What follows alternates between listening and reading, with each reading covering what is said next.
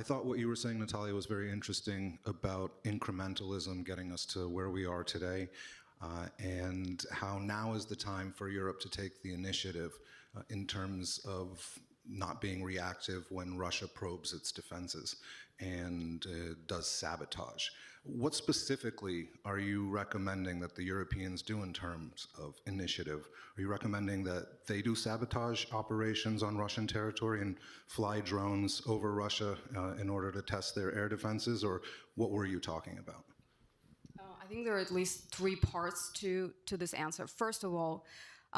once again, as I've mentioned, Russia is still relying inside of Europe on its gig economy to conduct some of the sabotage, and is still trying to recreate some of the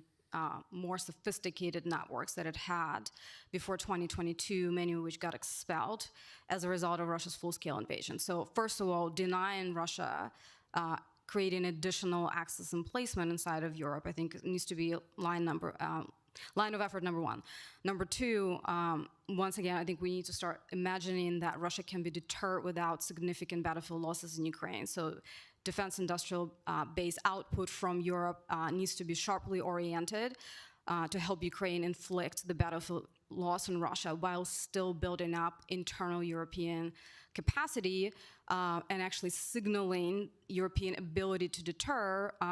Just to really emphasize that point, look, Putin invaded Ukraine not because he feared NATO, but because he thought Ukraine, it was so weak, and European and Western response going to be so weak that he could conquer it in 3 days. So signaling the ability, the increasing capacity to fight, including, by the way, in terms of building Europeans' own air defense capability, including unmanned systems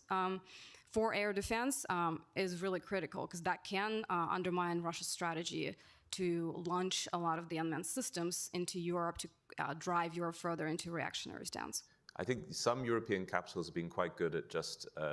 accusing Russia and showing the sabotage going on, and some are bizarrely careful about saying it. And so there's all these sorts of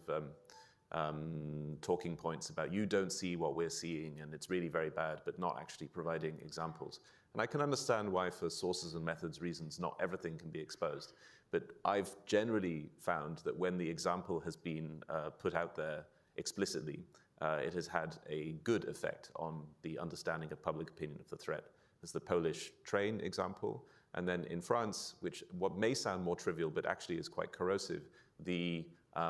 paying of, again, through the gig economy, of Bulgarians, I think, and Ukrainians sometimes, to put anti-Semitic graffiti in difficult